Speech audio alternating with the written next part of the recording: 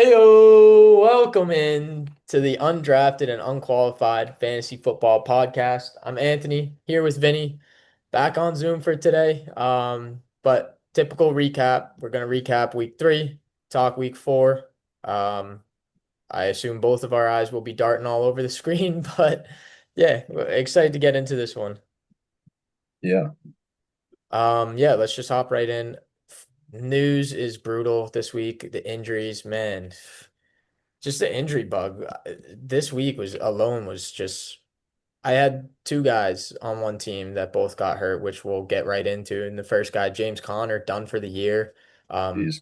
Bad ankle injury. If you saw it, it didn't look good. So that's rough. Drop Yeah, him. I feel like there hadn't been any major injuries, the first 2 weeks, I guess, besides Burrow. But like in terms of like position players, like running back, receiver, tight end, it always feels like your team's immune to it until one of your guys goes down. And Yep. like you said, this feels like the first week where like some big names went down that could like dramatically change your season. Yeah, I'm dealing with um Connor and CD we'll talk about in a second. I have both of them on one team and that same team in our super flex league. I also have Jaden Daniels and Brock Purdy and Tucker Yeah. Kraft banged up. So I'm dealing with the injuries, man. I'm dealing with them.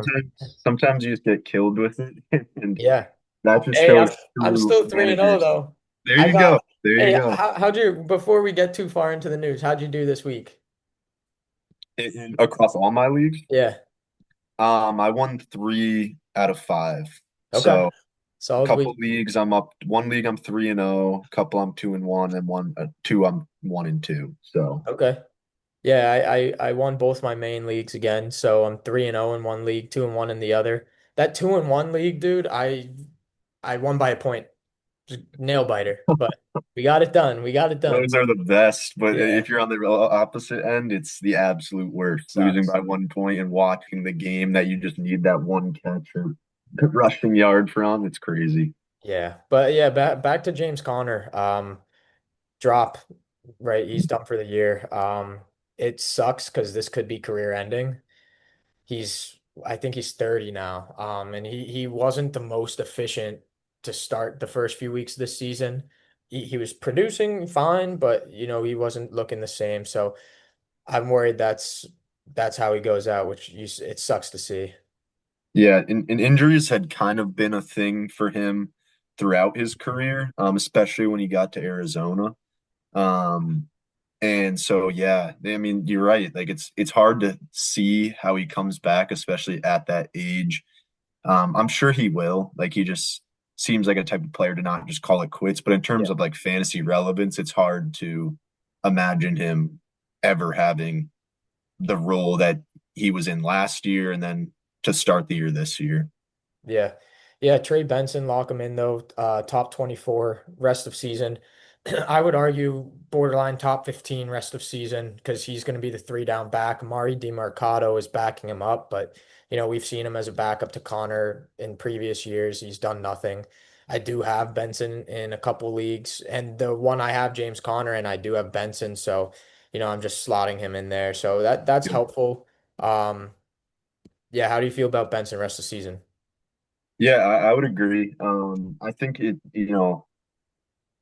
with Imari DeMarcado being the guy behind him, there's not much other thought than to think that Benson's the full go on like everything. I think he could even get, DeMarcado is kind of that gadget guy that could jump in on third downs, but in terms of goal line and first and second down rush attempts, it's all Benson, and that's kind of what you look for in like a bell cow. So, and a guy that you're confident starting every week, knowing they're going to get the attempts to score touchdowns and get early rushing yards. So, yeah, I would agree that like if you have him, you're super lucky. This could be something you drafted and planned for, but yeah, he's looked good also in the weeks that he's been paired with Connor. So yeah, I think he's set up in a really good spot.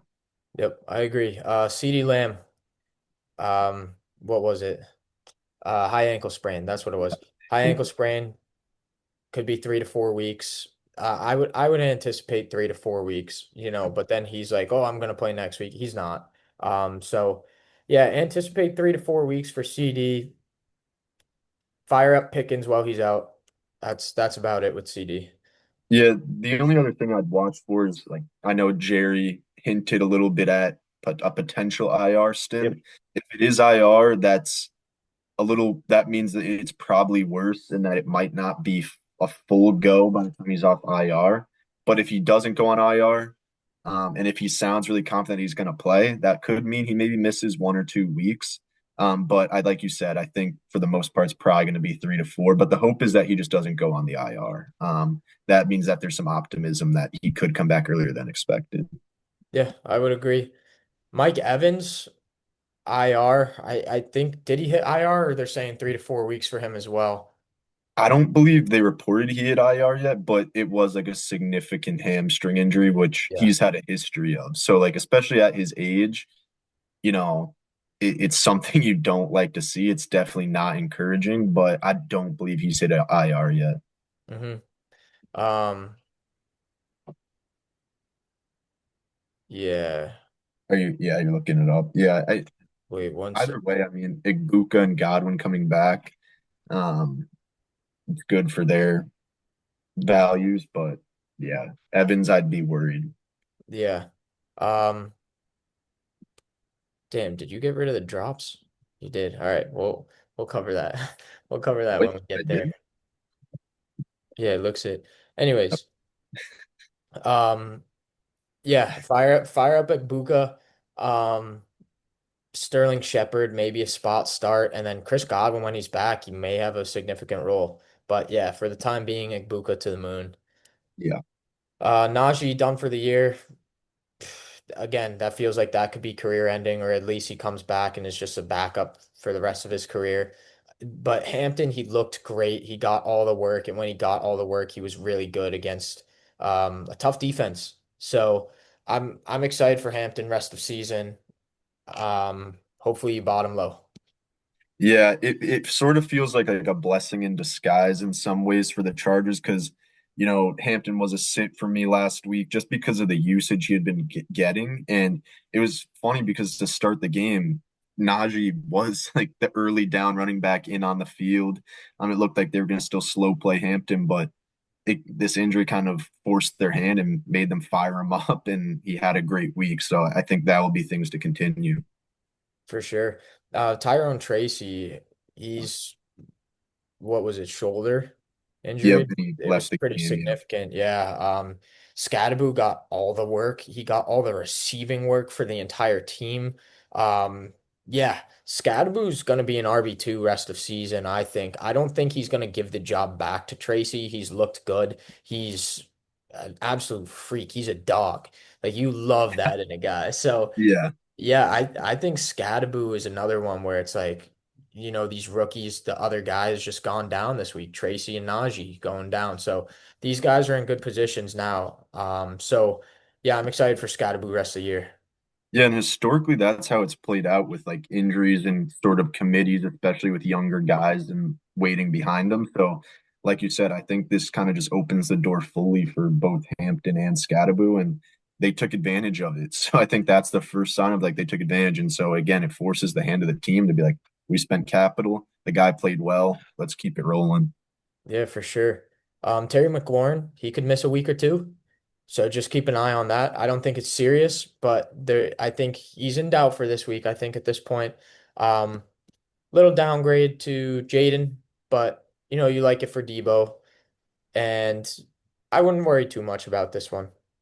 Yeah, I do worry a little just because him and Jaden struggled to get on the same page in these first few weeks, or first couple of weeks at least. So if he does miss a couple of weeks, it's like more setback in terms of trying to get back on the same page. But yeah, like you said, it's something to monitor. Mhm. Yeah, and then just a couple smaller injuries too. Colston Loveland got banged up. Could mean Cole Kmet carves out even bigger role. Michael Mayer got banged up, so maybe this is an opportunity for Bowers to get back on track. And then Diami Brown, he got injured, and then Parker Washington kind of took over as the wide receiver too. And it wasn't Travis Hunter. He's still splitting a lot of time with the defense. So that's just something to keep an eye on as well. So even though Diami Brown went down, Travis Hunter didn't get a boost in anything there. So Yeah, those are the injuries for this week. A lot of big names. Sucks to see a lot of serious injuries. Um, but yeah, I guess that's the way fantasy goes. yeah. The other piece of news we got to talk about is Jackson Dart got the call to be the starter. He got it today. He's coming in for a brutal matchup against the Chargers this week. And I mean, I was hoping maybe they'd wait. They get New Orleans next week. Give them a softball. Let them play against the Saints. This is gonna be a rough outing for Dart, but I like it for fantasy. I think it's a boost for Neighbors. I think it can be a boost for Wan'Dale Robinson. I think it's just a boost for the offense as a whole. I'm not big on Russ. I'm not. I think Yeah. this was the right call. Well, I think pulling Russ was the right call. I wish they went Jameis, but you For know, fantasy, yeah, Jameis would be for awesome. well, I think even for the NFL too, get Yeah, Jameis in there for the time being, see if anything can happen with Jameis, and then if not, all right, well, now we throw Dart in. They're throwing Dart in very early with a bad O line, so it's a rough situation. It reminds me a little bit of Drake May last year. Rough situation, bad O line, not many receiving options, except the difference is Dart has neighbors, so that yeah. helps a lot. Yeah, it's an interesting situation, like you said. I think whenever a rookie starts, you always have to sort of like it's exciting. You immediately think this could be an upgrade for Neighbors and Wandell, like you said, which I think in the long run it will be, but temper expectations for the first week, like you said, tough matchup. But overall, I just think it offers the ability to like extend plays on offense, which was clearly past his days in Seattle, where he's extending plays, making things happen.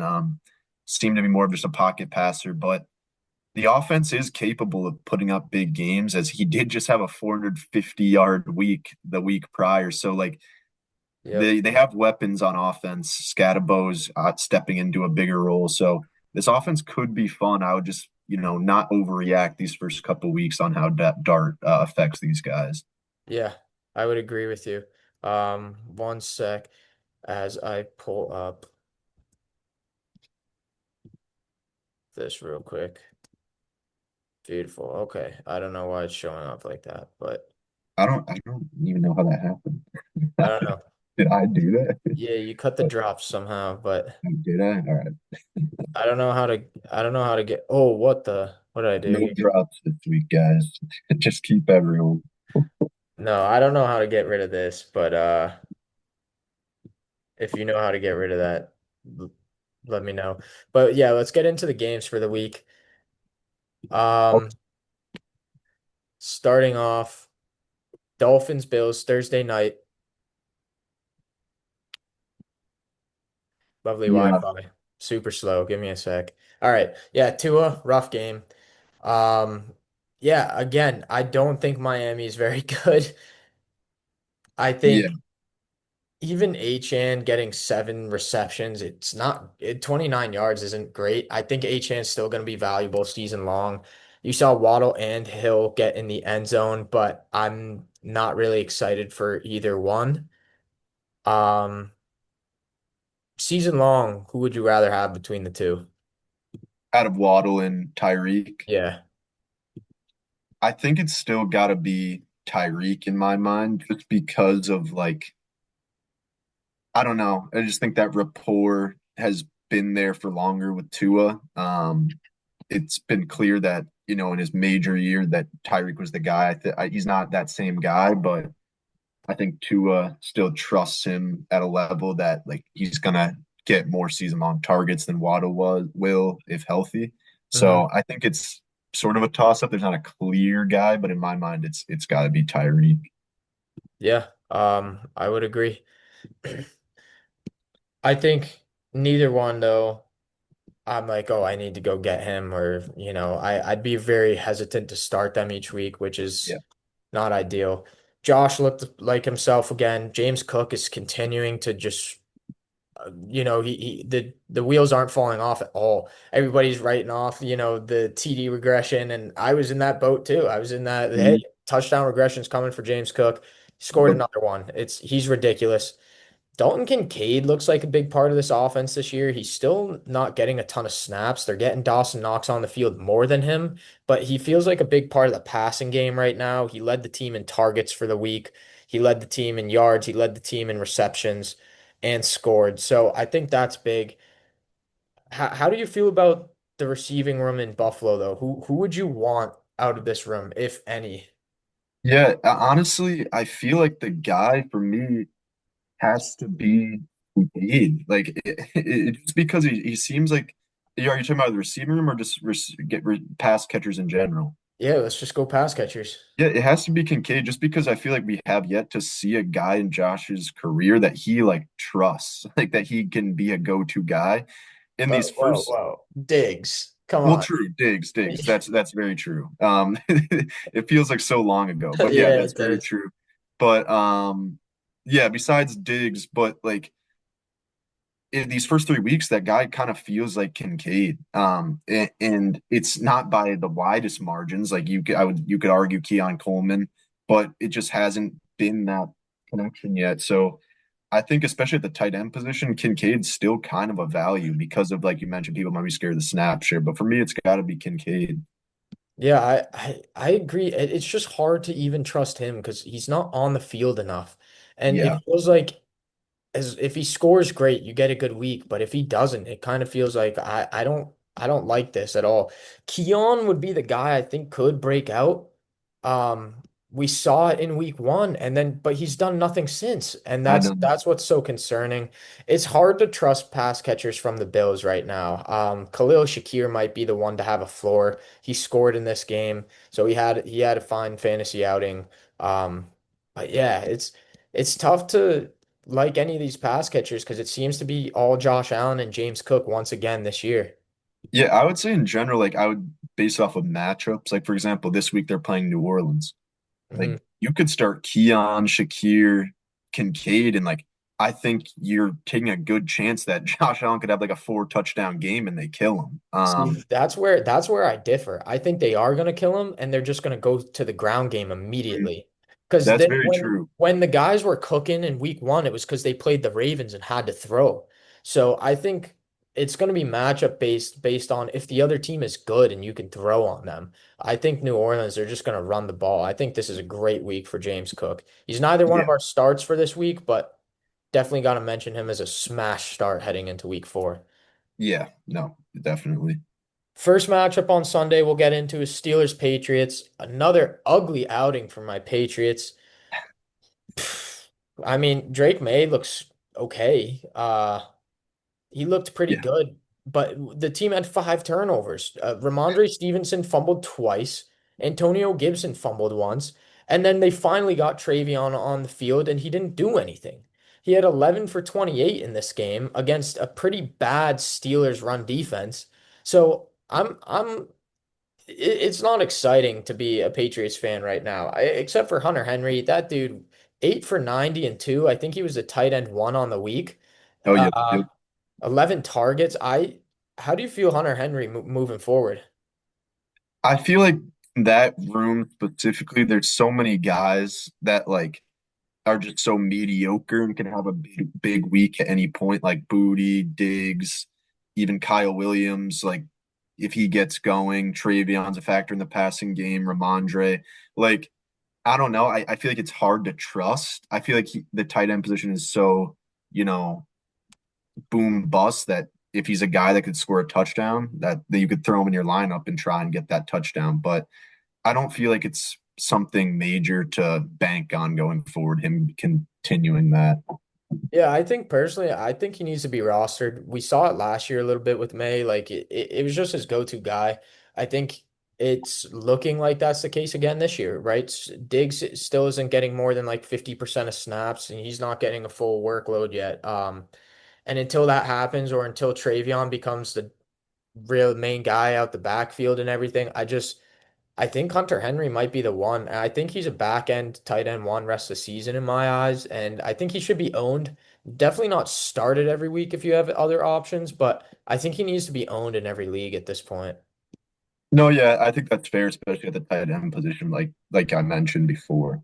But in terms of Travion, I just want to go back to it really quickly. Like this is obviously a guy I've been super high on, and I think like we mentioned the injuries with that are boosting Hampton and Scattaboo, but in my eyes, like Ramondre just proved why he's was such a thin leash to begin the year and why everyone was so high on Henderson coming in is because he had a fumbling issue last year and he does it twice and you could probably pin him on losing them the game in a lot of ways that, Drake May did fumble once, threw an interception, Gibson fumbled. So it was a full team just dumpster fire. But Yep. in terms of Travion getting the run that he deserves, Ramondre and Gibson are doing everything they can to just give him everything. So I think this was a big week for Travion, even if he didn't, produce with what he got.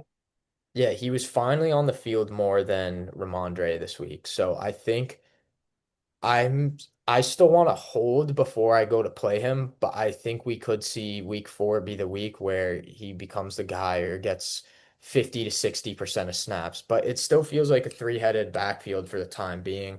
But Yeah. yeah, like you said, I think that opens a door like crazy for him. So I'm excited to see him moving forward. Steelers, Rodgers looks bad. DK Metcalf scored again, but I'm really worried about DK rest of season.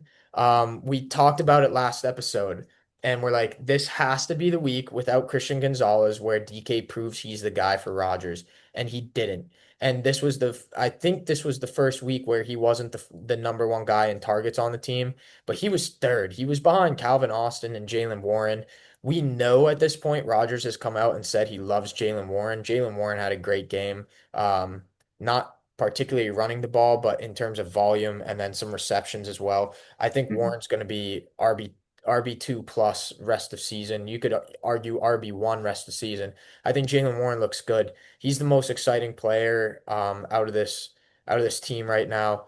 DK is concerning. DK's low-key a sell for me. I'm trying to get off of him in one league that I have him before it's too late. This week against Minnesota is going to be a tough matchup too. So I'm concerned for the pass catchers as a whole. Yeah, I think it is in terms of the good for DK, it is good that like he's consistently getting in the end zone. Is Yeah. that 3 straight weeks with a touchdown or Two. Two. two? He So yeah, just this I week and mean last week. that is a good sign in my eyes, but honestly, this was just a gross game in general. Like Mhm. the Pats turned the ball over 5 times and the Steelers only won by one touchdown. Like so I just think in general it was just a horrible game, like in terms of game script that no one could get anything going. Yeah. But like you mentioned, Jalen Warren was a bright spot in terms of he's clearly the one there. Like Gainwell's nothing to he's just kind of an afterthought at this point, and Caleb Johnson is got kicked out of the team Yep. facility, I think. So Yeah. I mean, Yeah. I don't know, but yeah, DK is a little worrisome just because he hasn't turned into Rodgers' guy yet, but we'll see. Yeah. Yeah. Let's get into the next game. Browns upsetting the Packers. I'll let you start this one off. Yeah, I mean, just in terms of just a game that was I'm glad I didn't get to watch it. I had something else to do, but holy shit, what a collapse at the end there. Yeah, the Packers offense looked horrible. Jordan Love made errors that he's been making that have really prevented them from taking that next level as a team. But in terms of the fantasy offense, like it is a little worrisome. I mean, in terms of their receiving options, Jacobs had a dud. I don't think you read too much into that. He's still going to be their offense going forward. He just didn't get in the end zone and couldn't get anything going on the ground. In terms of the defense, we mentioned like the Packers defense being kind of like a juggernaut going forward and one to watch against other teams. And besides Judkins, who had a good day, they did kind of shut everything down. The Browns really only had 0 points with 5 minutes left. So kind of a boring games in terms of fantasy, but yeah, Love I'm worried about in terms of producing that fantasy. Yeah, I'm gonna actually come back and counter you. I think the Packers are fine. I think the Browns defense is just that good. Dude, Oh we yeah. saw them we saw them shut the Bengals down. And keep in mind this was when Joe Burrow was fully healthy. This is week Mhm. 1. None of them produced. Everybody's panicking on Burrow, panicking on Chase. The Browns are that good. They low-key should have won that game. They should be 2-1 right now. And then they had the Ravens. They were actually shutting them down for a little bit before it got out of hand and they got blown out. But then they come out and they upset the Packers, who are arguably Super Bowl contenders this year. So I think the Browns are just their defense is that good, dude. Like three almost, you could argue, elite offenses that they're coming out and just they're Hmm. they're not able to work. So the Browns are going to be a team to avoid when it comes to fantasy matchups moving forward. Love, I'm not worried about moving forward. He had a bad game, but I'm not worried about it.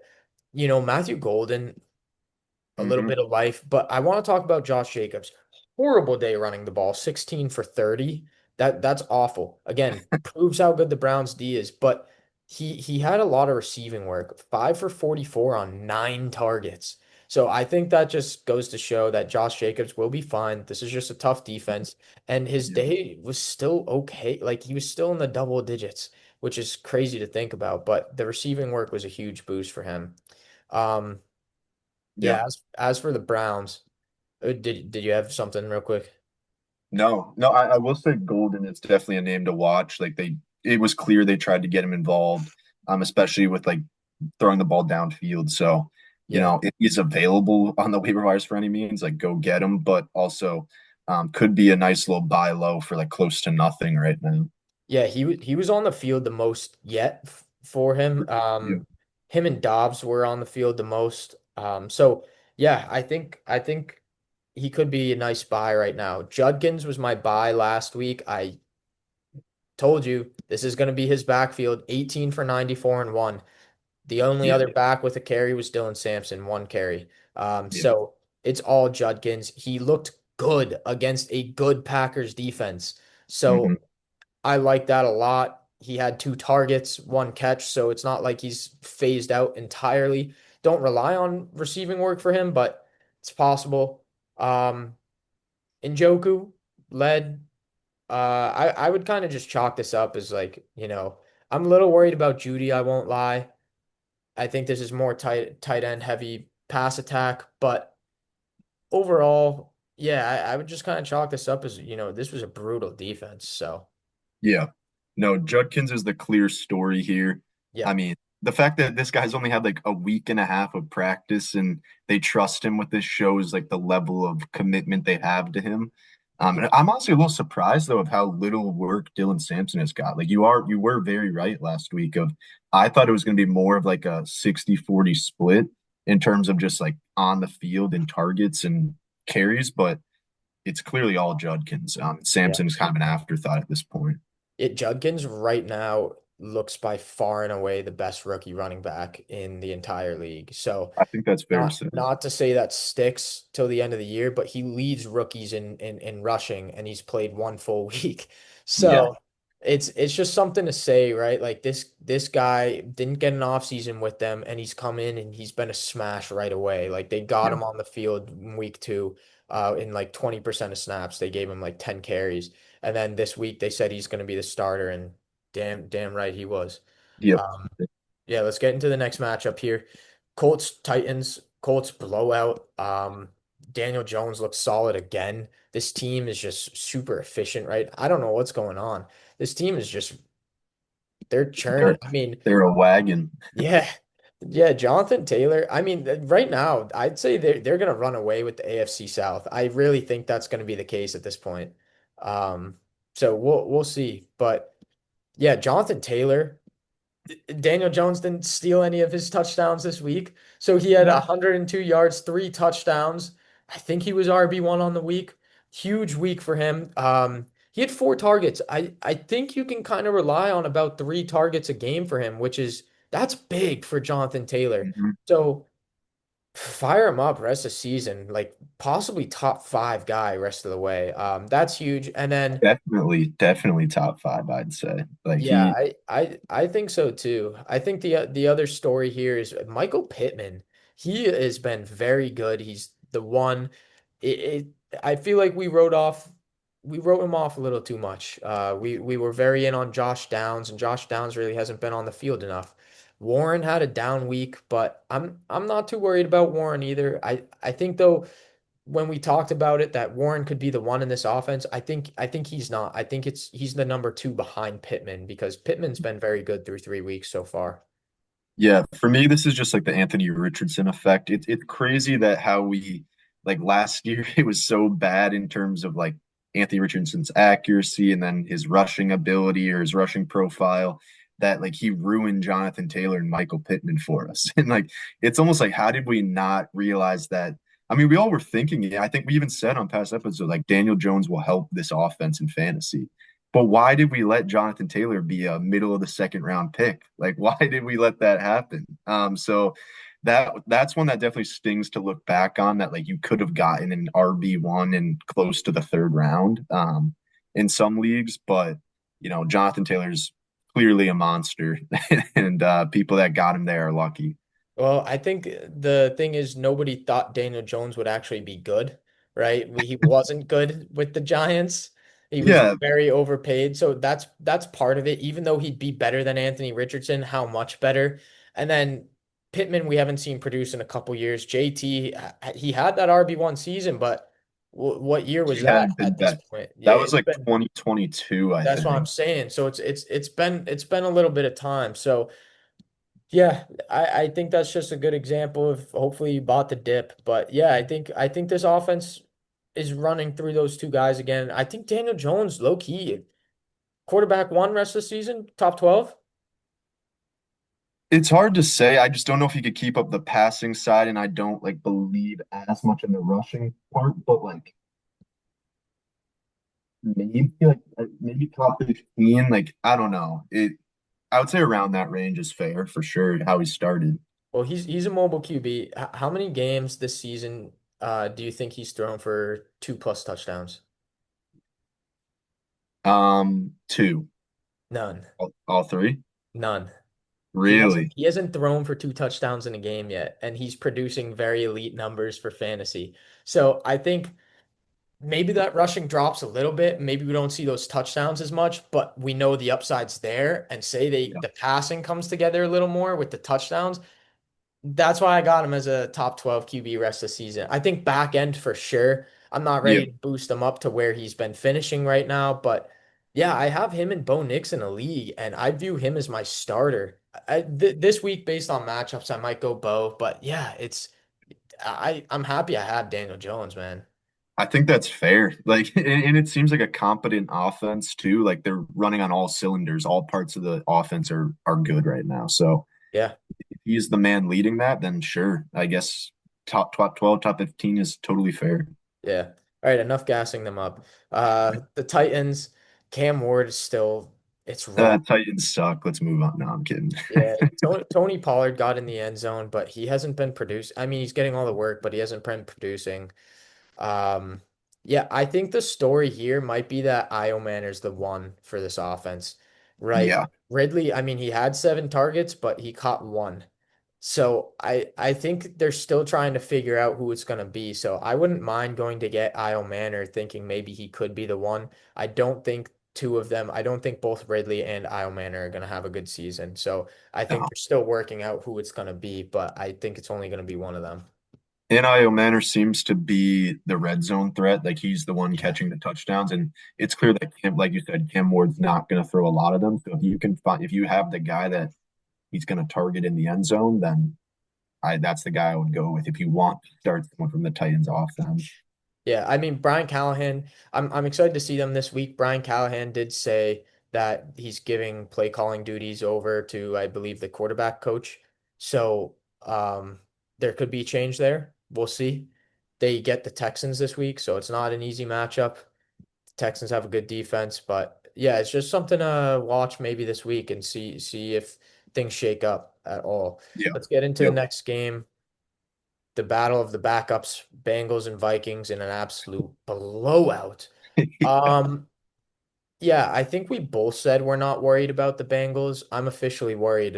I'm officially worried about the Bengals, but I'll put the panic meter at like a 7 out of 10. I'm not at a 10 out of 10. I'm not panicking and getting off everybody after 1 week. And the reason being the Vikings defense is very good. But Browning did not look good at all. Chase Brown, wow, I did not know this was his stat line, but 10 rushes for 3 yards. That's horrible. That O-line is also that O-line, them and the Texans O-line are the worst in the league by far. The And the, the Raiders is really the bad too. Raiders is bad too. Yeah, those Yep. three. But I mean, Jamar Chase still had 5 for 50, but other than that, like T. Higgins isn't startable. Chase Brown's borderline not startable. Jamar Chase, you have to start him, but you need to know that you're probably not getting these top-notch games every Yeah, week. So, yeah. It's such a sad reality as like especially someone who invested so much like of my predictions, my fantasy lineups into the Bengals yep, offense. It's yep, clear like everyone knew that Burrow going down was going to change stuff dramatically, but like you said, I'm definitely worried, especially for the guys like T. Higgins and Chase Brown, like you mentioned.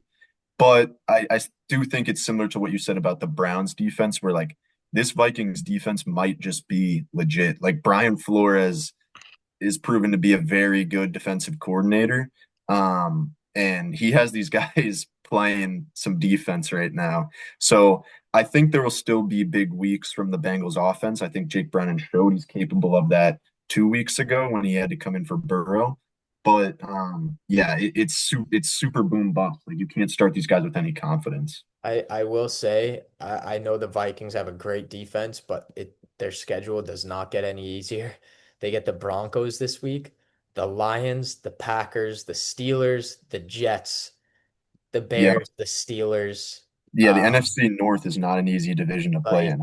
So they have, I would argue they have one easy defense rest of the year. Well, two. I'd probably say the Bears are an easy defense, and then the Dolphins they get the Ravens twice, the Bills in there, the Browns, the Cardinals, who have been a solid defense. So it's, yeah, the Vikings are maybe the best defense they'll face, but they're not.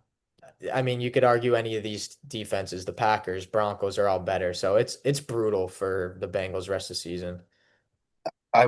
in going to the Vikings really quick, I will say we were kind of spot on with how Wentz could potentially open up Justin Jefferson a little more than McCarthy had in these Yep. first couple weeks. Like he had his highest yardage in a game so far this year, I believe.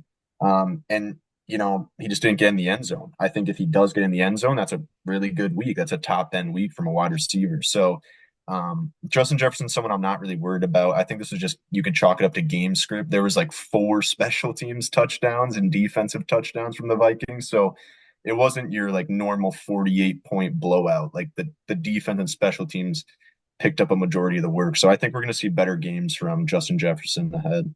Yeah, I think yeah, that's a great example. Yeah, I mean he had 5 for 75, but it was a blowout, right? Like even Jordan Mason cooked 16 for 116 and two Yeah. touchdowns. He could have had more had they not pulled him for the end of like the fourth quarter. You know what I mean? So Yeah. it's just one of those situations where yeah, even Hawkinson looked better. So yeah, he scored. He had a good fantasy outing. It was like 15 points, but yeah, I'm a lot more excited with Wentz than I am with JJ McCarthy. JJ McCarthy's already been ruled out for this week, so we'll see Wentz again. Hmm. Yeah, yeah, this is a lot better for the Vikings moving forward. Yep. Completely agree. All right, next game, Eagles Rams in a crazy comeback for the Yeah. Eagles. I Um, I will mention one of the baddest beats in terms of a cover I've ever seen. oh, Also, it oh, was plus 3.5, I think, for the Rams. and the And kick gets blocked. the blocked field goal, I did have Rams plus 3.5, and that was horrible to watch. But yeah, Yeah. continue. That's brutal. Yeah, Stafford didn't look great. Kyron, a lot of work. He scored a receiving touchdown. He actually kind of diced up this team. Devontae got in the end zone. Puka looks like Puka.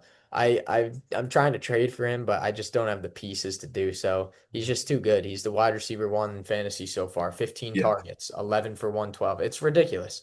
Um, but it's clear they can sustain two relevant fantasy options with Devontae as well. Puka's by far and away the one. I think Devontae's going to have some down weeks if he doesn't get in the end zone. It would have been a down week for him had he not gotten in the end zone. But yeah, the Rams look pretty solid overall though. Yeah, Puka right now, I mean, like if the season ended today, I think he would have to be the number one pick in fantasy for next season. Like he's playing that well. Like I maybe not locked in, but he's in that conversation. Like Yeah, in my mind, the yeah, target share he gets with an offense with Devontae Adams in it is just ridiculous. Like, I mean, he's Yeah. got 15 targets and you don't even have to worry about it. Like, He didn't get it's in the end crazy. zone either. And I don't think he No, has yet, which he is the hasn't. craziest part. He Yeah. just averages like 10 receptions a game. Like, I and think so, he's over 100 yards 3 straight games. So uh, he's yeah, ridiculous. yeah. So, I mean, nothing to worry about from that. Devontae seems like he could be a little touchdown dependent. Yeah, Um, but I think he will have his game. Stafford has proven that he can, I think exactly. he can support both of them. Exactly. As for the Eagles, Hurts, great game. AJ Brown, he's back. 6 for 109, a touchdown. Devontae Smith, he's back. 8 for 60 and a touchdown. Yep. 10 and 9 targets respectively. Here's the deal. This we've said it. We've already said it. The Eagles are going to be game script dependent. I think you sell high on both of them right now because I don't think you're going to have a lot of games where they're down by a lot and having to throw the ball. They wish they could have gone to Saquon more, but Saquon, I mean, that Rams defense is it's good and 18 for 46. Saquon was 2.6 a pop. That's it's not great. Um, Mhm. especially for Saquon. So I think this is just a perfect example of how game script dependent the Eagles are, and you have to factor that in every single week when deciding who to play. Yeah, I do agree with you that like they're definitely game script dependent, but I also think this could go the opposite way. Like they weren't winning games in like a dramatic fashion in the style they've been playing the first 2 weeks. And like you're right, they did have to they were down, they had to pass to in order to get back in this game. But maybe this just opens up the offense. It says, hey, like let's trust Jalen Hurts, let's trust our guys, our studs and AJ Brown and Devonta Smith. And let's just go win games outright by doing all of it. I think it could just potentially really open up the offense, but by no means do I think that this means AJ Brown is fully back. Like it was great to see a my guy finally step up and do something Yeah. productive, but I'm still like not convinced this is going to be who he is going forward. I think it's just it is what it is, but I do think there's potential that this could just kind of open up the offense in general and make it be more all around. Yeah, I don't know that they want to, and that's my biggest concern. Who do they have this week? Let's see. They get the Bucks. You could see another good game for them. The receivers, I wouldn't be surprised. Yep. But yeah, I think if yeah, especially because the Bucks run D is good, so this could be a good week for the receivers again. But Mhm. yeah, I feel like again that's game script, like the Bucks have a good run D. Okay, well maybe we throw in those receivers again, but that's all game script. Next Yep. game of the week. Jets, Bucks, Baker, another game-winning drive. Baker is that dude. Bro, he's the most clutch quarterback I think I've ever seen outside of Tom Brady. Like this dude is It is it's ridiculous. I mean, unreal. it is. Yeah, and I mean, not to mention too, while we're on the topic of just like Baker, I saw today that in 3 straight games he's had over 40 rushing yards, I believe, or like maybe 35 plus, Yeah, I which mean, is like we didn't expect that from Baker. Like well, in last year was an outlier because he ran for over yeah, 300, I think. And we were like, oh, this is why like he's going too high in drafts because he's never done this before. Quarterback 6, quarterback 7. It's just too high because that's you're kind of drafting him at his ceiling. But I mean, 4 for 44, like he just breaks long runs. He knows when to run. And I think, man, I love Baker, dude. Baker's so fun to watch. Yeah, I'm he so is. glad his career's been revived in Tampa. Um, but yeah, I think he's a good quarterback, which Oh is yeah, crazy to think about after everything he went through. he's Let's stick very with the good. Yeah. Bucks. Bucky, 25 for 66. I mean, this dude is getting work. And then he had Yeah. 4 for 33 as well. 29 opportunities this week. Bucky's a workhorse, dude. I love having Bucky. And he's getting receiving work, which you love to see. I think Igbuka, dude, six for 85, and Mike Evans went down. I think we're gonna see more good games from Igbuka moving forward. Sterling Shepard, 4 for 80. Like I said, he could be a spot start until Godwin's back. Uh, Yeah, that's kind of it for the Igbuka's Bucks. Igbuka's a low key low end one wide receiver one right now in my eyes. Probably, Like he was with probably. that with Mike Evans healthy, and then now that he's down, like Godwin's gonna come back, but he's still going to be have to start off slow. So Ibuka's the guy that's been running with Baker since week one. But Yep. yeah, just to touch on Bucky really quick, like I said with Puka, like I think he's in the same conversation that like this is a top five pick next year. I don't want to talk about next year too much, but Top like five. I think so. Like this Yeah. guy, he's such a workhorse that I think He from year is, to yeah. year that like he just hasn't gotten in the end zone like he was towards the end of last year. Once he starts getting that, it's clear he's the guy. Like Rashad White's an afterthought at this point. Got all the work. Once he starts getting in the end zone and being more efficient, I mean, he's gonna break fantasy. Yeah, he hasn't had like a super great game yet this season, but the work alone is keeping him very stable. Um, Yeah, so I don't know if I'd say top five, but yeah, we could see him creep into the back end of the first round for sure. yeah, I think it's funny because you were on the boat of I I don't was. think he's gonna get the work because we never saw it, but man, they are giving him everything, They dude. It's are. kind of I crazy. yeah, that's one that I can admit. Like 3 weeks in, I was wrong. Like they are Yeah. clearly he is clearly the guy. Yep. Rashad White was never a Yeah, factor. he's an So, afterthought. but yeah, no, Bucky's the guy. That's very clear. Yep. The Jets look bad with Tyrod. There's nothing to talk about with the running backs. They weren't good. Garrett Wilson is the story here, 10 for 84 and a touchdown on 13 targets, and he had a top five wide receiver finish on the week. He is good. He is good. He is we talked about it during the offseason where it was like he's just gonna volume his way to a good fantasy finish. And it got to the point where it's like, I just really don't trust the Jets. So it I was know. like a lot of this back and forth, but it looks like he's gonna make sure he finds his way to get some volume regardless. And this was a spot where he hit. So yeah, I like Garrett Wilson moving forward. Probably is a top 12 guy, to be honest with you. Yeah, I would completely agree. I think this is a big week for Garrett Wilson owners just because, to see if he was QB proof with Tyrod. He had a boom week with Fields week one, a little bit of a dud where it wasn't a complete dud. I think he had like 8 or 9 points, but then has another boom week with Tyrod. So I think as long as he's out there, he'll have somewhat of a productive week, which is a good sign. I agree. Let's get into the next one. The Commanders low-key blew out the Raiders. Um, Gino, great week though. He was a top five QB on the week. I have him in our super flex. I was so worried without Jaden Daniels and Brock Purdy, and I threw Gino in there and he produced. It was great. Um, yeah, and all his production went to Trey Tucker. He's the story of the week. 8 for 145 and 340 fantasy points. He was the number one receiver on the week. Actually, probably I think the number one player on the week. Um, so huge week for Trey Tucker. Genty, I mean, the O-line is just so bad. He got the work, 17 carries, 63 yards. But yeah, I don't think he got a single target. That's worrisome. Yeah. But yeah, I kind of want to buy low on Genty because I think he's been efficient. The O-line just hasn't helped him at all. I think there's going to come a time where he is going to have good games because he's a good player.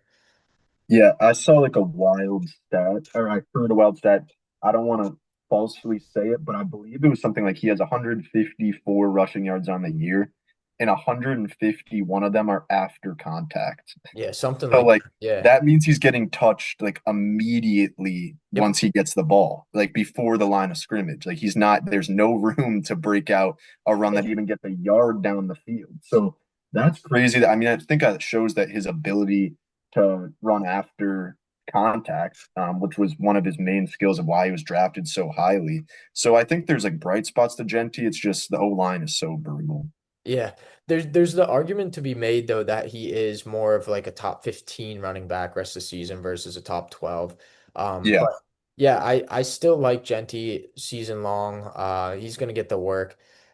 Bowers, let's talk Bowers. I think Jacoby Myers is gonna be fine. This was just not his week. Brock Bowers, are you worried or no?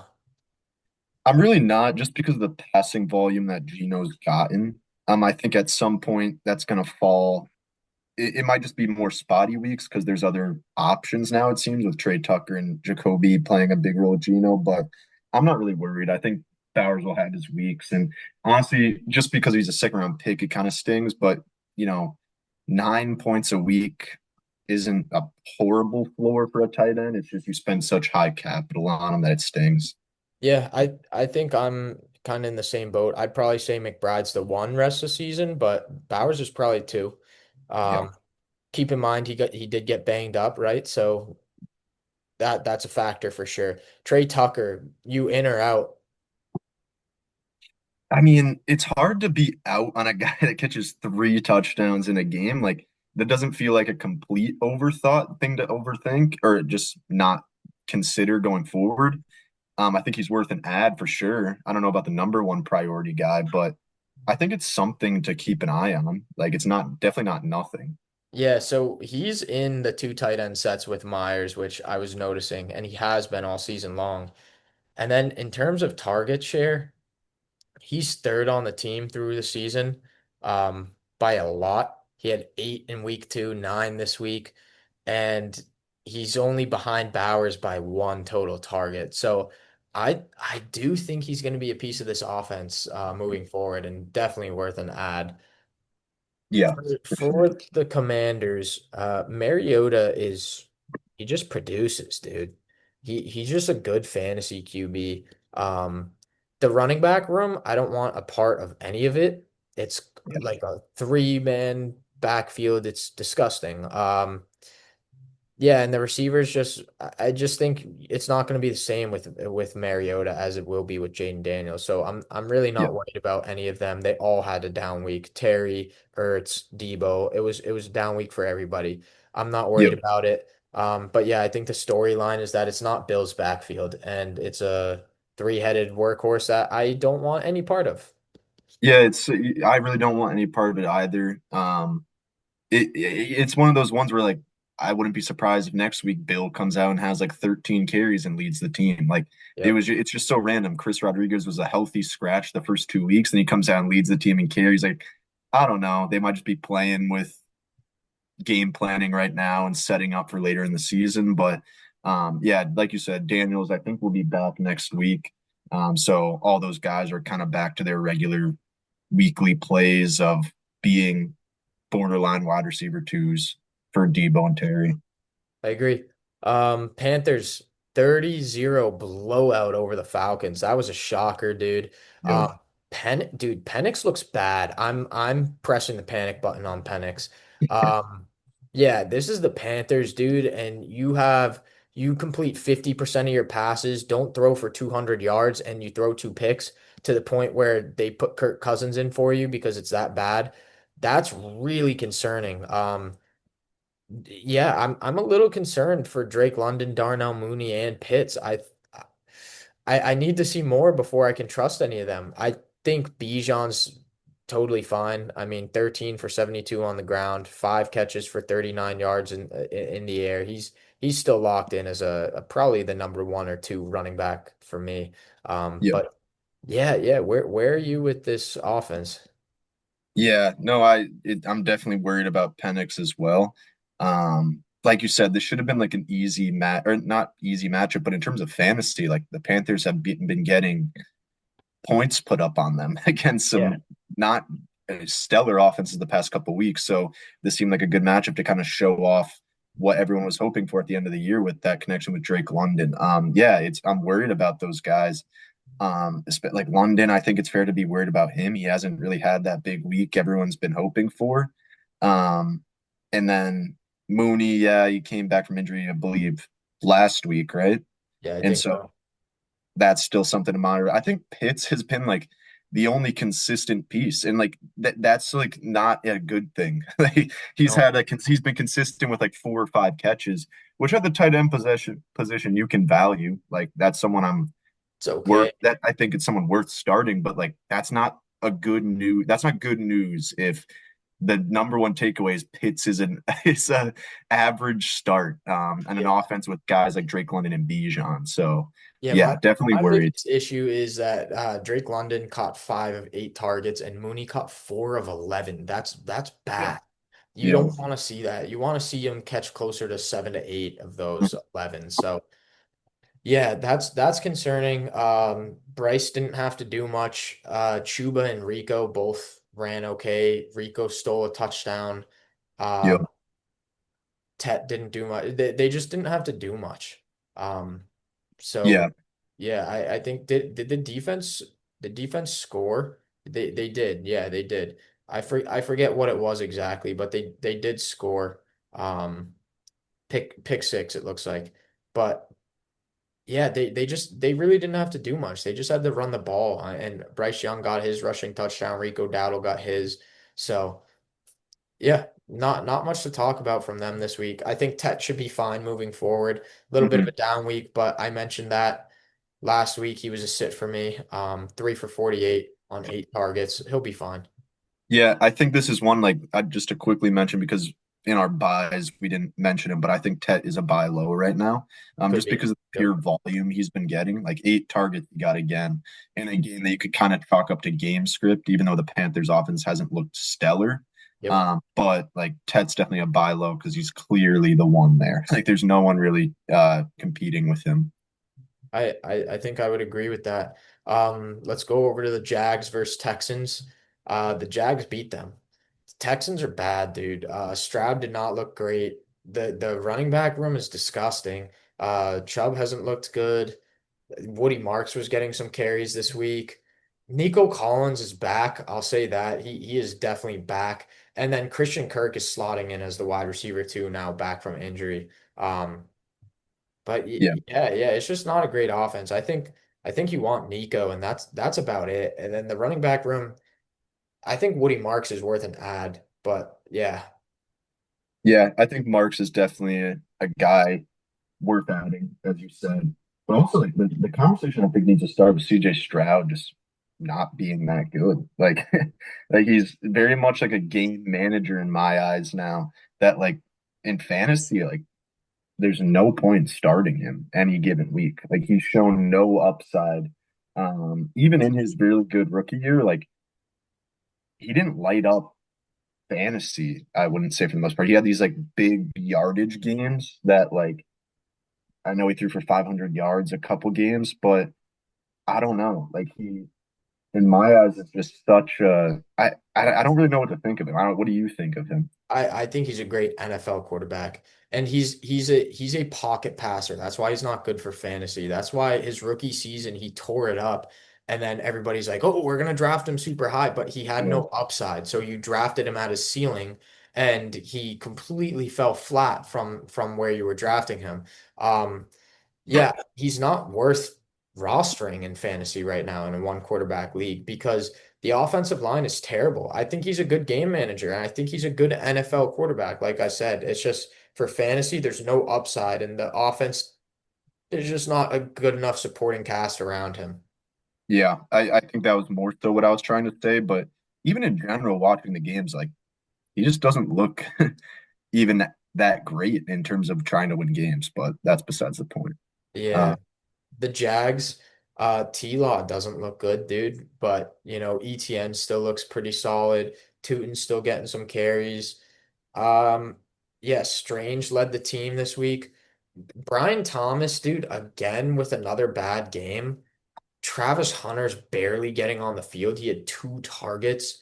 It's weird. Like Parker Washington led the team with in 11 targets this week, but that it was 4 for 34. So I don't know what to think at this point. I kind of feel like Brian Thomas is a buy low. Um, but Shane Waldron is there. Shane Waldron's the OC, and I've been yeah. seeing that go all over social media. Like, well, look what Mhm. happened when the Seahawks got rid of him. JSN just was a Yeah. boom play, and then the Bears got rid of him, and Rome Odunze's cooking this Yeah. year. So it's Yeah. like I kind of don't know how I feel about this offense moving forward. I like ETN, I think, as a solid back, probably an RB2 rest of the season. But yeah, it's just I'm very worried about the pass catchers.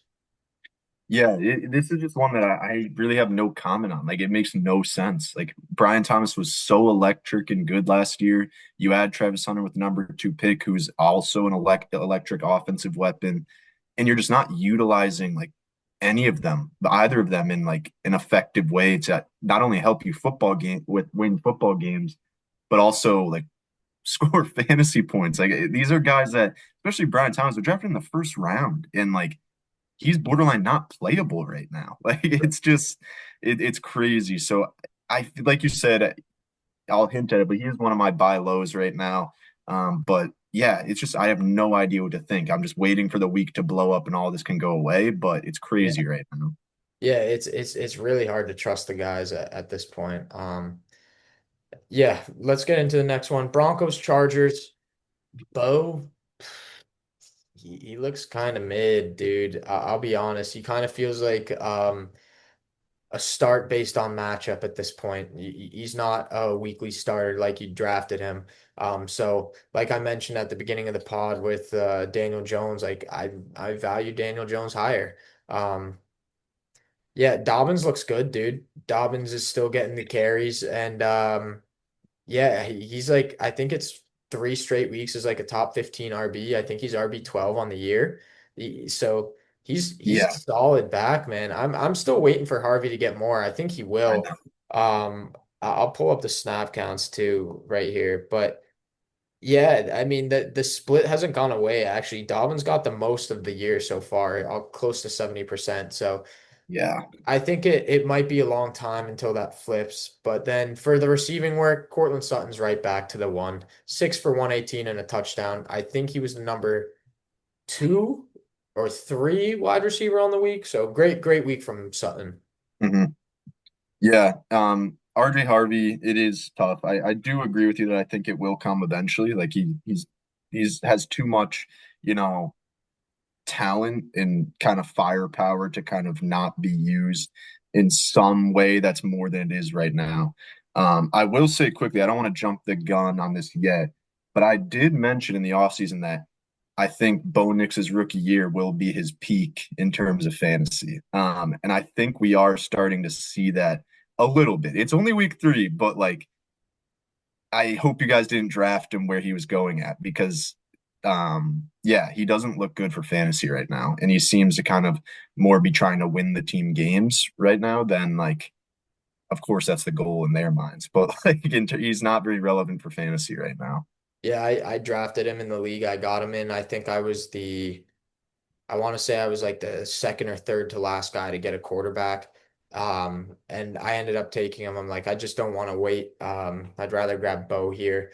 And then I drafted JJ McCarthy because I wasn't confident with him, but JJ didn't pan out either. So yeah, but I picked up Daniel Jones, so I'm feeling good about There that. you But go. yeah, There I you go. kind of agree with you. I mean, he only threw the ball 25 times, so that's definitely a factor. But he was so close to having such a better week, like a week where you would have actually been happy starting him had he hit one of those deep balls. Yep. So Mims, yep. yeah, like if you think about that, that's an extra 4 or 5 points. He would have had like an 18, 19 point outing, which is good for fantasy.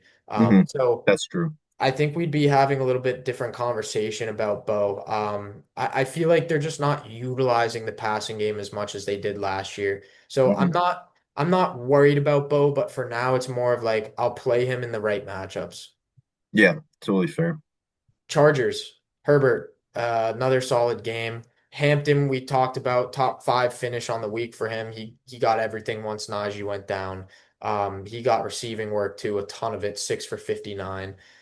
The receiving room is super interesting. I want to talk about this. I'll read all the Yeah. lines real quick. The tight ends are irrelevant here, so you don't have to worry about the tight ends in this room. Actually, let me pull up snap count real quick because I wouldn't say yeah, were you about to say? Yeah. Aronde Gadsden actually had a good receiving line, but he only played 26% of snaps. I just don't think any of these guys are going to be viable long term. Like there's Conklin, there's Will Disley's there still. So it's like they just have too much in the room for it to be anything in my opinion.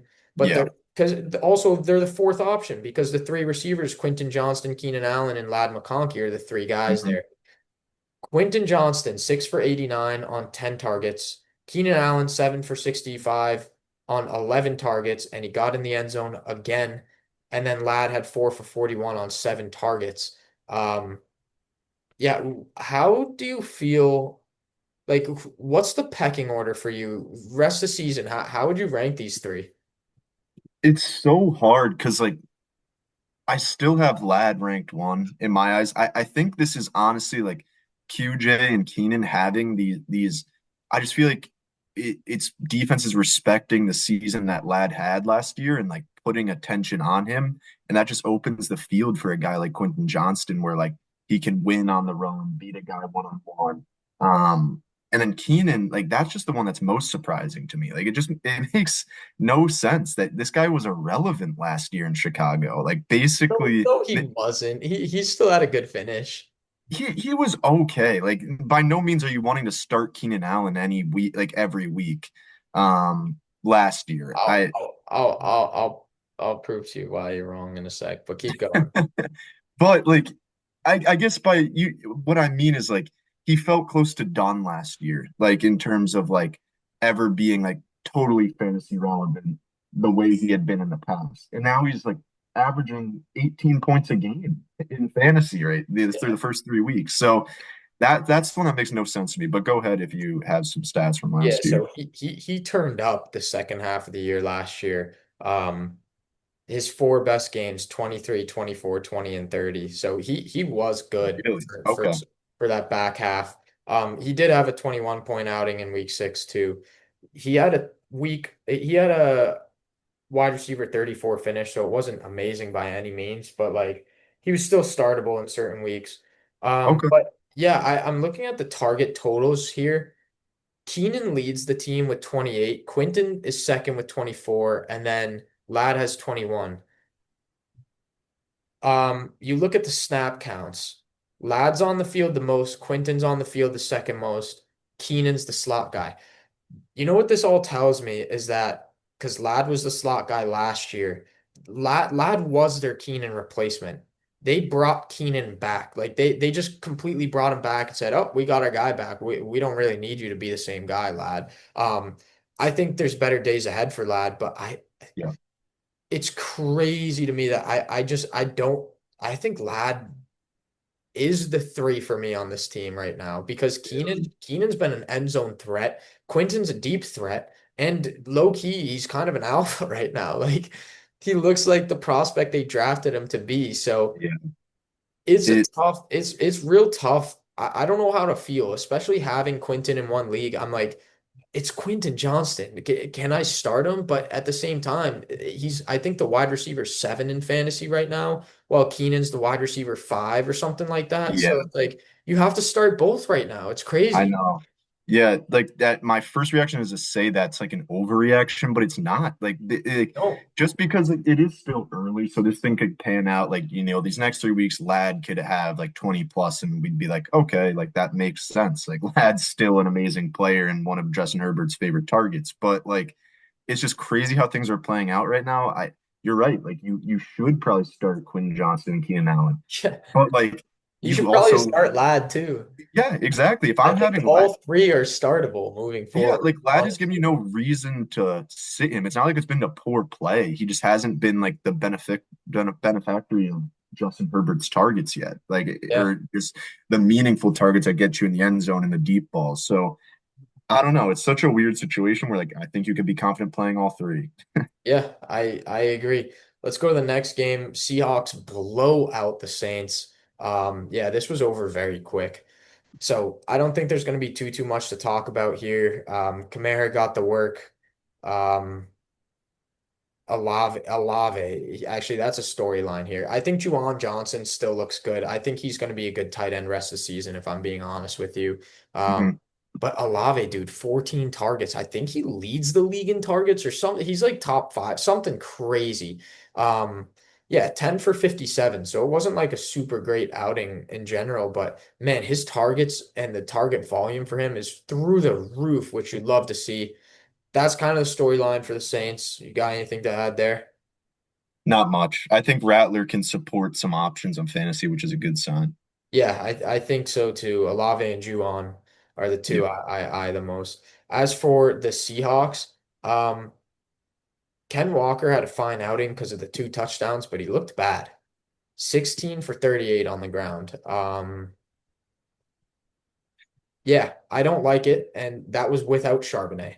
So what do you do when Charbonnet gets back? It'll be interesting to see. JSN is still a wagon, 5 for 96 and one. Um, yeah, that's kind of the storyline there too. I think Torrey Horton, he scored again 2 straight weeks, potential pickup. But that's about it.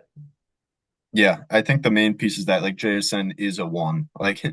if there was any question about it, like he can't sustain this target share, it's clear that Sam Darnold likes to get him the ball, wants to get him the ball. And he had this stat line in a blowout from like right off the bat. Like it was 28-0 before he even knew it. So the fact that JSN got his in before the backups came in is a good sign. Yep. Yep. Um, all right. Well, that's that game. Bears kind of blow out the Cowboys. Yeah, Dak, not a great outing, kind of sucks. Javante was fine, 10 for 76. Yeah, he had 5 catches too, only for 16 yards, but it was a fine outing for him. Yeah. He fumbled early on, but other than that, it was okay day, yeah. Yeah, Javante looks like a different dude in Dallas, man. He looks like an Yep. RB2 rest of the season for sure. Yep. Pickens is going to take over as the one. He had the exact same stat line as last week, 5 for 68 and a touchdown, like the exact same stat line on 9 targets. Weird, but um, yeah, Pickens should be pretty good moving forward. But Jake Ferguson, man, 14 targets, 13 for 82. Like this dude's going to play a big role. Like as long as CD's out, I would put him in every lineup I can. Yeah.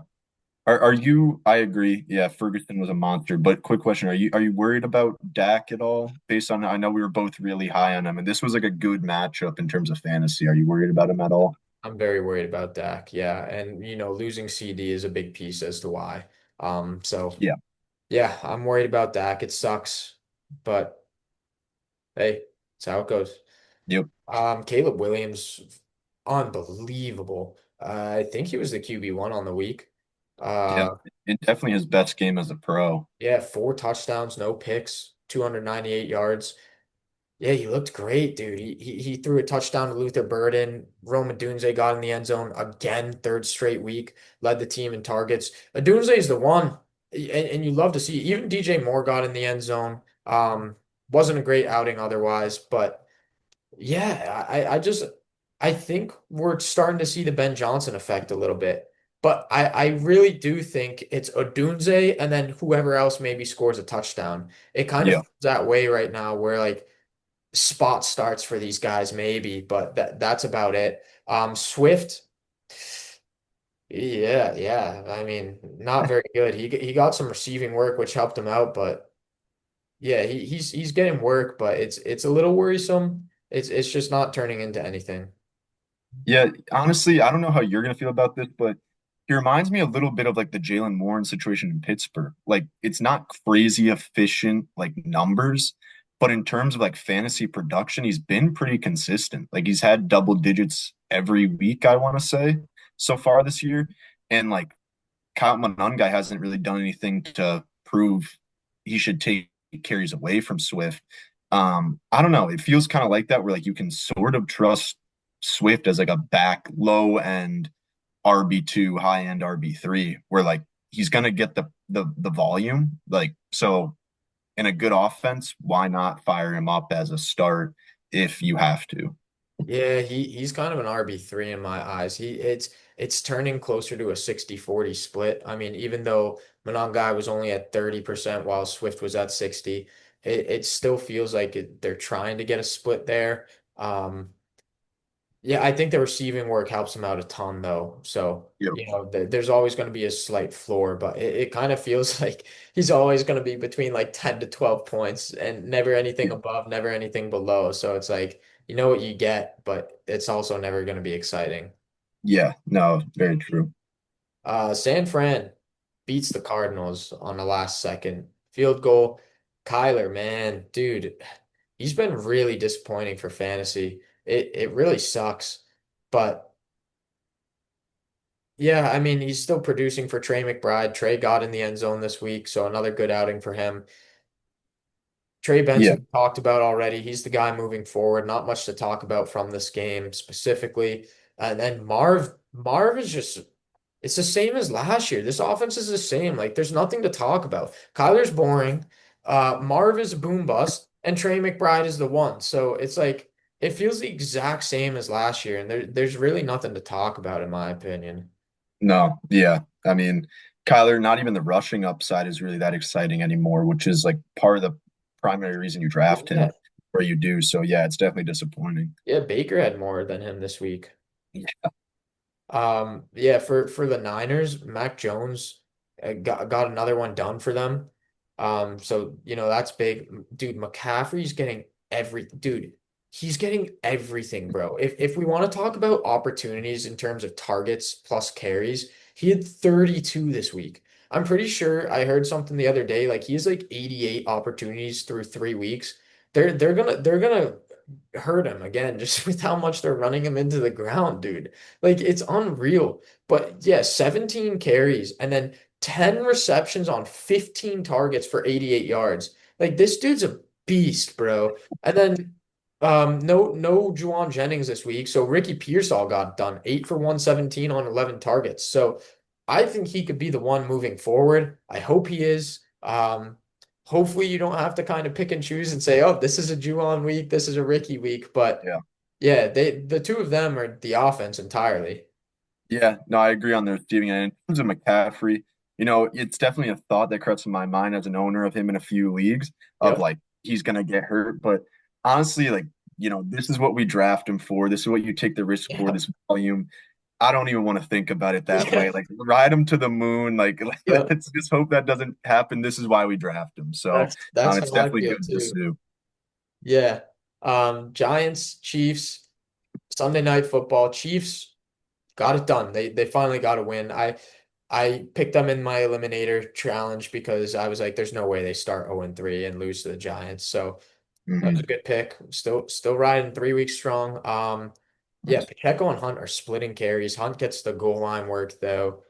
The receiving game for the Chiefs looks bad. They need Worthy and Rice back so badly. Tyquan Thornton though, 5 for 71 and a touchdown on 9 targets. Waiver wire pickup. I probably would stash him and see what happens. See if he can carve out a role because it kind of seems like he took over for Hollywood. So yeah, that's about it for the Chiefs in my opinion. Yeah, no, I'd agree. Again, Rashee Rice is a buy low or a buy candidate right now because, like you said, and once he gets back, I feel like they're going to start clicking. Yeah. Russ, horrible. Absolutely horrible. Cam Skadboo's a wagon. Down week for Neighbors and Wandale. Wouldn't worry about it too much. Cam Skadaboo. That's the story there. Wagon. Absolute wagon. Love him. Yep. RB2, maybe even one moving forward. I'd say RB2. Play it safe. It's still the Yeah. Giants. Yep. Yeah, no, Scatterbo's a monster. Like this is exactly what he did in college. Like he caught the ball, ran the ball, he even threw the ball. Like he was just an absolute versatile beast. And the fact that he's doing that in his second, I guess, like full game action, like he really wasn't even used much in week one. So Yeah. like his second full game action in week three, like this is what they drafted him for to be. So yeah, I'd agree. Definitely RB2 going forward. I love to see that it's actually translating to the NFL too, because that was the No, yeah. concern. That's the test for a lot of these rookies. Like, can it translate? And we're seeing with like Genti. I'm not saying he's a bust by any means, but it's taking a little more time to translate. And in this case, Scatabo is doing exactly what he Oh, did. Gentis is translating. He just has no support. Yeah, but you know what I mean in terms of like his running style. It's like he Yeah. can't.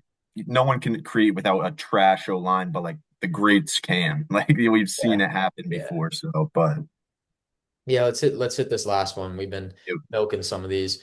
Good conversations though, especially like that Chargers three-headed receiving room. That's a tough yep, one. Like, what do you do? it Anyways, is.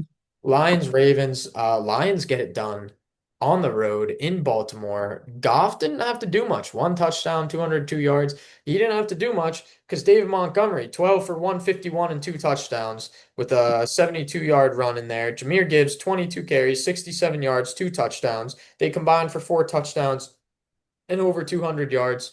Um, Gibbs had some receiving work as well. Amon Ra looked great again, 7 for 77 and one. Yep. Jameson Williams, I'm worried about. I don't know how you feel about JMO, but he started off strong. He got 2 for 43 early. Never saw any other reception after that. He got one more target the rest of the game. No, So I'd agree. I'm concerned. Definitely worried. Like it reminds me similar of like Marv a little bit of like he had the season he did last year, whatever it was, a little bit of disappointment. He gets a bunch of hype coming into this year, then does the same exact thing. JMO's a similar way. He had a better season than he had in his first couple last year, and then gets the contract, gets the hype, and then comes out and plays the exact same way he did last year. There's Yeah. really not much different to his game than big plays. So yeah, definitely worried. I think they should use him more, if I'm being honest. Like he could, he's a good player. I But know. yeah, for as for the Ravens, Lamar looked unbelievable again. Derrick Henry down week, the fumble too. That he was pissed. But yeah, Zay Flowers was invisible. It all went to Rashad Bateman instead, 5 for 63 and one. I think he's worth a pickup. But yeah, it was Mark Andrews, 6 for 91 and two touchdowns. Of Two, course. we said to drop him last week. And now looking back, it's like, all right, well, we completely whiffed on the drop. One of us had him as a sit. We whiffed on that too. But I still think this was kind of a lucky outing for him, right? Like he had a big play and that it was kind of garbage time. Like it was still would have been a Yeah. good week, but like yeah, I don't know. I think I'm still out on Andrews, crazy enough. But yeah, I likely's coming back too. So that's yeah. the other part of that. But Yeah, I think it just shows the tight end position that like dropping him might have been like a little over the top little because like over, yeah, he actually. is capable of like these big touchdown weeks or like getting in the end zone. That's kind of been his forte, even when he was really good. But Yeah, like it's still someone that like in a deep league or like you're just tight end situations ass, like you could fire up Mark Andrews and hope for like a week like this, but it's not someone you should be starting regularly. agreed. All right, we did it. Let's hit the waivers. Um, Trey Benson, priority ad. He's the number one everywhere. I think every league, if he's available, get Trey Benson. I think that should be a non-negotiable. Um, Yeah, I think Trey Tucker's worth an ad. We talked about it during the game, or when we covered that. He's a part of the offense right now, so I think he's worth an ad. Don't overspend on him after a 40-point game, but worth an ad for sure. I think Hunter Henry's worth an ad. We talked about that. We talked about Alec Manor. Second straight week, we're bringing it up on here too. He's worth an ad if he's still available. I think Luther Burden's worth a stash. So go ahead and grab him there. I think Woody Marks, same idea. Woody Marks keeps creeping into Nick Chubb's his work. So I think Woody Marks could take over. It's not exciting in Houston right now, but something to keep an eye on. Tajay Spears is a stash for me. I think he's definitely worth adding if you have the depth or the availability to do so. One more week he'll be out, and he'll probably be back week 5, it seems. So yeah, Spears is worth an add, and Pollard hasn't done much. He hasn't done much with what he's been given. So maybe they get some juice there from Spears. Darnell Mooney, 11 targets. I mentioned it earlier, but he's definitely worth an ad. Troy Franklin, he's back on this show again, 2 straight weeks. Um, Kirk, I keep thinking Kirk Cousins every time I see Kirk. Christian Kirk. He's the wide receiver too there. He's worth a speculative ad, in my opinion. Blake Corum, he's a stash. Tyler Algiers a stash. Some of these like handcuffs are worth a stash. Sterling Shepard, spot start, mentioned that. He's worth an ad. Jalen Tolbert, you put him on there. Yeah, I threw him in there just because he seemed to be the guy that like stepped up as a number two across from Pickens when CD went down. Again, this is like a deeper league play, but like Dak is capable of supporting multiple receivers. So Yep. Tolbert seemed to be the guy in terms of snap share that kind of stepped up when CD went down. I don't mind that. Yeah, in terms of dropping guys, I think Hollywood's droppable in my opinion. I don't want Hollywood. And then, with Worthy and Rice coming back, I think he's a safe drop. Sampson's worth dropping. Judkins just got everything. Jake Browning, if you picked him up, he's worth dropping. He's just not good. Jerome Ford, also along with Sampson, I think is also worth dropping. Josh Downs, yeah, I think you could arguably drop Josh Downs. He's just not on the field enough. He's not in two tight or two wide receiver sets. So You could probably drop downs, chance of regret, but you could probably drop downs, and you can definitely drop Thielen with Addison coming back this week as well. Yep. So trade targets. Um, last week, let's cover how we did last week. Last week we kind of hit. We hit on I said buy Josh, buy Hurts at the quarterback position. I said buy Judkins, that's a hit. Um, I said to sell Russ, hit, sell Tracy, hit, sell JMO, that's a hit. You said to buy Tet. I think you could still buy Tet after this Yeah. week. Jalen Yep. Warren, I think that's a hit. You said to sell T. Higgins, I think that's a hit.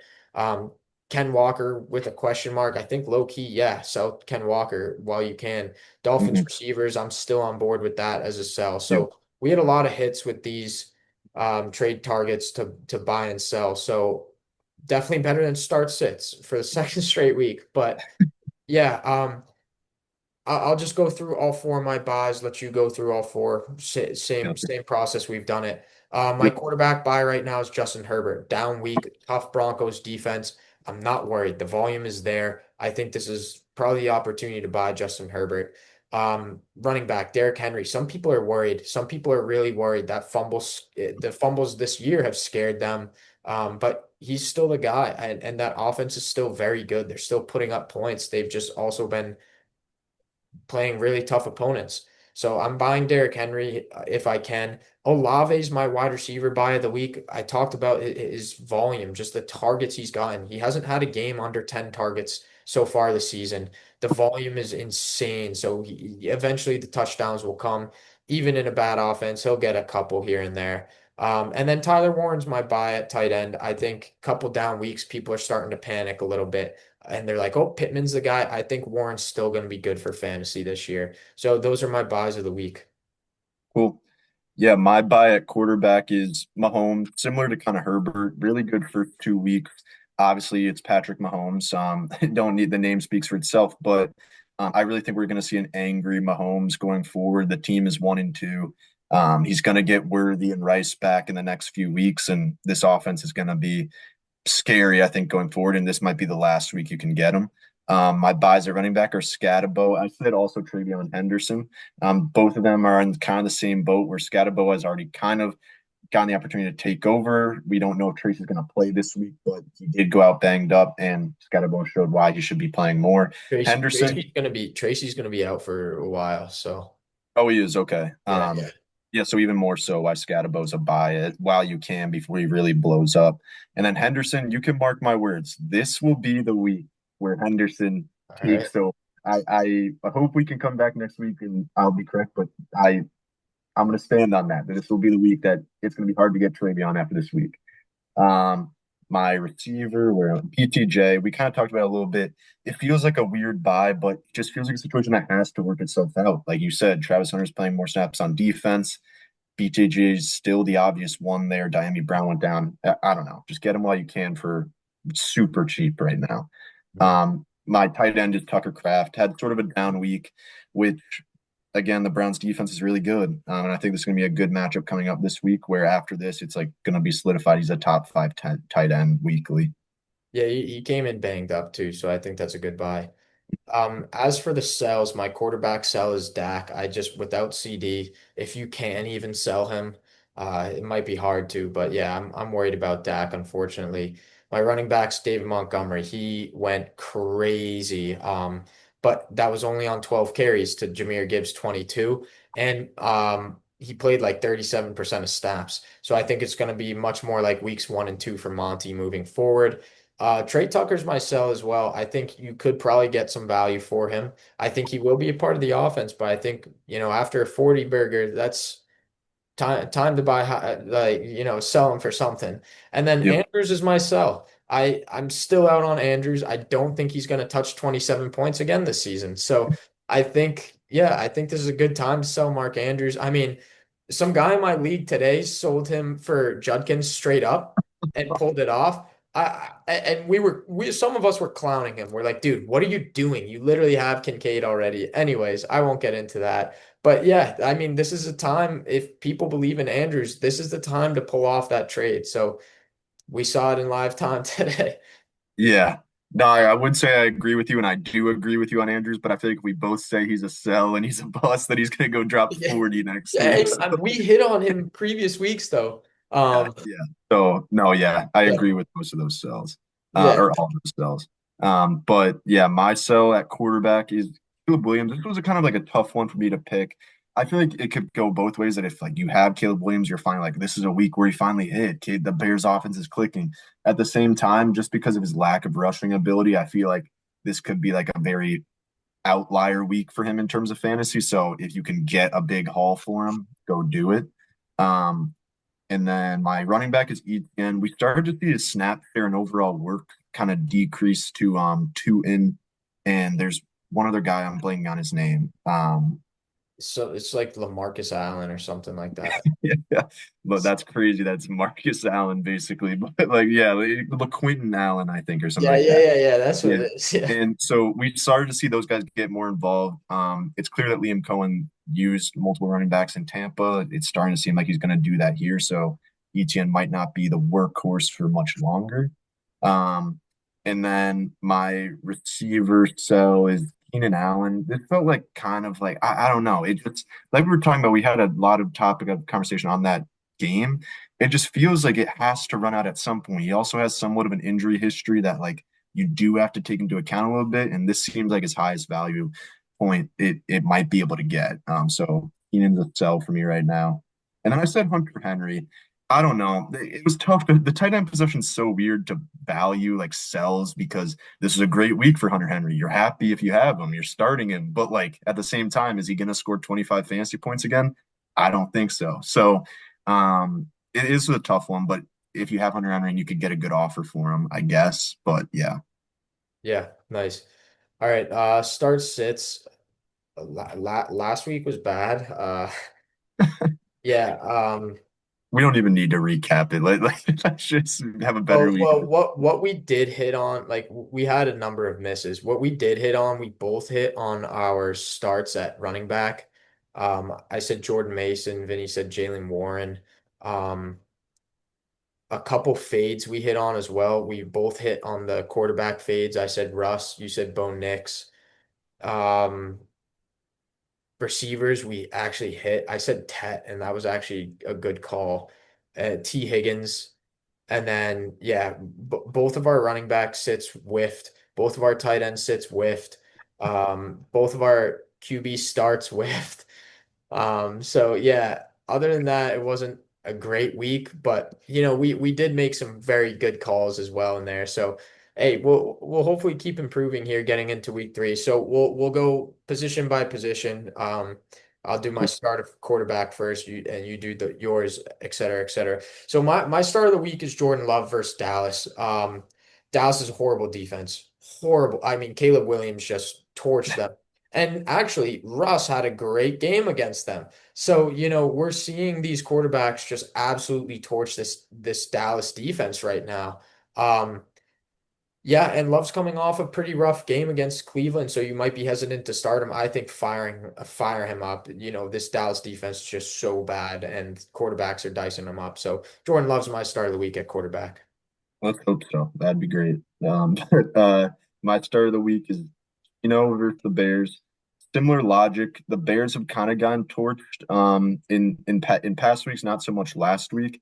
But Gino, the Raiders have shown they're letting them sling around the ball. Trey Tucker caught 3 touchdowns. So I like the kind of fantasy outlook for him this week again. For sure. At the running back position, I'm going right back to Jordan Mason. I hit big on that call last week. I think Pittsburgh's run defense isn't that good. Brees Hall annihilated them 2 weeks ago. Seattle, Ken Walker diced them up in week two. And then this week, we didn't get to see too much, but it was also the Patriots running backs. So what is there to see exactly? I think Jordan Mason, you can fire him up again. I think he's going to be very productive. I like it. Yeah. All right. My running back starts Travion. Like I'm telling you, this week when we come back this week, Yeah. start him with caution, of course. Like you're not starting him up over studs, but like over top 12 guys, but like find a way to get him in your lineup. I promise you this will pay off. I hope I don't look like an idiot in a Yeah. week. Hey, maybe I'll trust you on this one if I can find a way to get him in. Uh, Trust me. Receiver. Yeah, I'm going Quentin Johnston, dude. It's against the Giants who are currently 31st against receivers. And the reason I'm going Johnston right now, one it's the matchup, but two, he's the deep threat on this team. And we saw Tyquan Thornton score the other night. So I picked Quentin of the three guys because I think if Tyquan Thornton scored the other night, I think this could be a good day for Quentin Johnston as well. It's risky, but I like it, and I think it fits the column well. Of like, it's a guy right now you're considering, and you're saying start him. So let's Yeah. see what happens. I currently, well, I'll get to that when we get the sits, but yeah. Okay. Yeah, so my start at receiver is going to be Ricky Pearsall against the Jags. I think Mac Jones has shown these past couple weeks that he's able to support at least one wide receiver, and that's been Pearsall these past 2 weeks. Where I think the first week he had like 4 for 64, and this last week he had seven or something for 90. So like it shows he's capable. I think this is a good matchup against the Jags, who have kind of been in some dog fights recently in terms of NFL games, but I think Pearsall is going to have a good game. Yeah, and we may see Brock back this week too. I was Yeah. considering Pearsall as well, so I like that call there. Either way, yeah. Yeah. Tight end start of the week for me is Hunter Henry. I think I'm going back to him. The Patriots play Carolina, and they've been volatile to tight ends getting some work done. So I think Hunter Henry, maybe it's not a boom like this week, but I think he's going to have a very solid week at the least. Yep. Okay. Yeah. My start of the week at tight end is Kincaid in Dalton Kincaid against the Saints. You did make a fair point that like this game could very much go in the direction where they run him to the ground. It's 40-0 before we know it, and these guys are out of the game. I'm gonna go on the end of saying Josh passes the ball early on, and one of the beneficiaries is Dalton Kincaid. I think he gets in the end zone again. He's been a consistent target, so I think that continues. Yeah, you absolutely could. Let's hit the sits.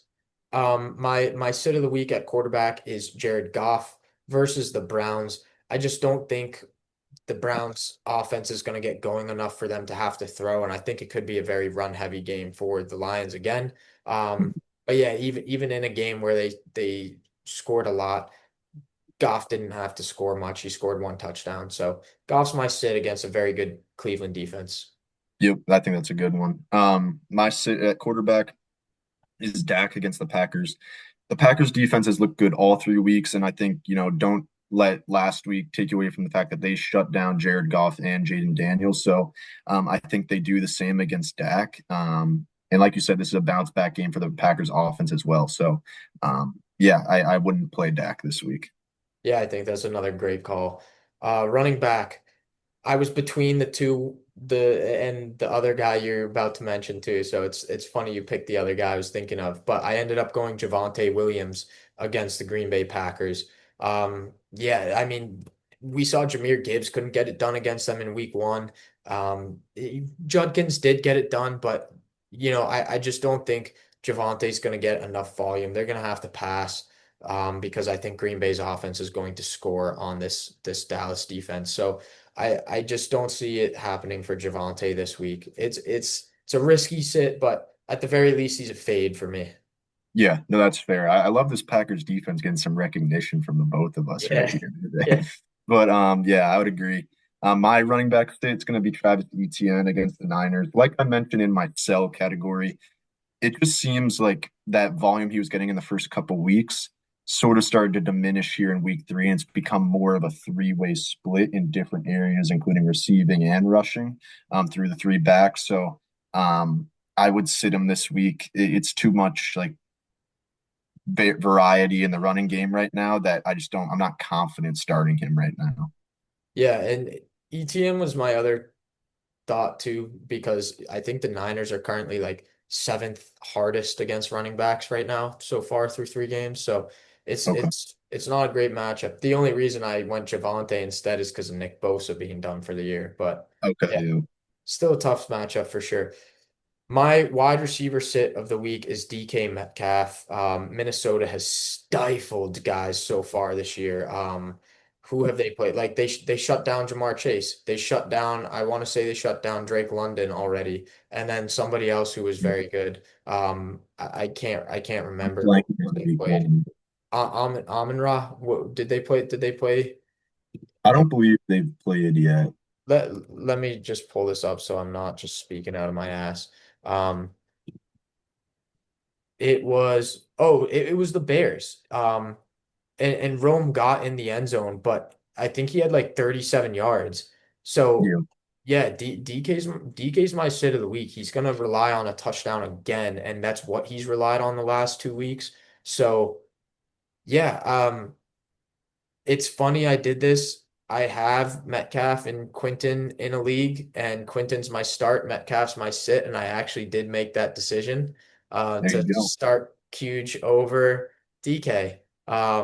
Pickens is the other guy in that receiver slot for me starting, but yeah, I mean, matchup based, it kind of feels like I have to go that way right now. So Yeah. yeah, Trust your picks. yeah, DK's the sit for me. Okay, yeah. My sit at receiver, the guy that we both said we were worried about when talking about the games, and that's Jamison Williams.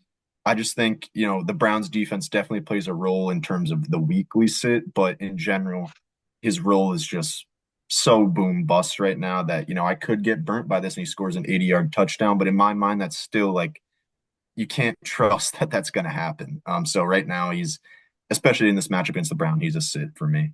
Yeah, I would agree. I'm going right back to the same matchup for my tight end sit. I'm sitting Laporta. It's just not happening. I mean, Kraft, the guy who people are talking about as a bona fide top three tight end the week before, goes into this matchup and has a dud. Um, yeah, Mark Andrews got shut down the week before. So yeah, I think Laporta is an easy fade for me this week. Yeah. My sit the tight end position is tough in general for sits, just because like I don't know, you could start so many guys in so many leagues depending on who's available. But it's Dallas Goedert, just because when the Eagles actually got going passing the ball, he was a non-factor. He did catch a touchdown, I believe, but like that was his Yeah. only catch, or Yep. maybe two catches he Yeah, had. I think he had one catch, one touchdown. Yeah, so I just think once they get going, like on offense, he's the odd man out, and he's just not worth starting right now. hmm Yeah, this one definitely ran long today, but yeah, I think this was a good episode. We definitely talked shop, talked some fun things. I like our picks going into this week for start sits. We've been low key pretty good at the buys and sells as well. So I'm excited to come back next week and see how it goes. And yeah, best of luck to everybody out there. Good luck on your weeks. I know we do waivers on the show and it's going to be up after waivers go through, but yeah, hopefully if none of these guys get scooped up or one or two of these guys slip through the cracks, you can go get them. But yeah, thanks for tuning in. We'll see y'all in the next episode. Travion to the moon. Yeah.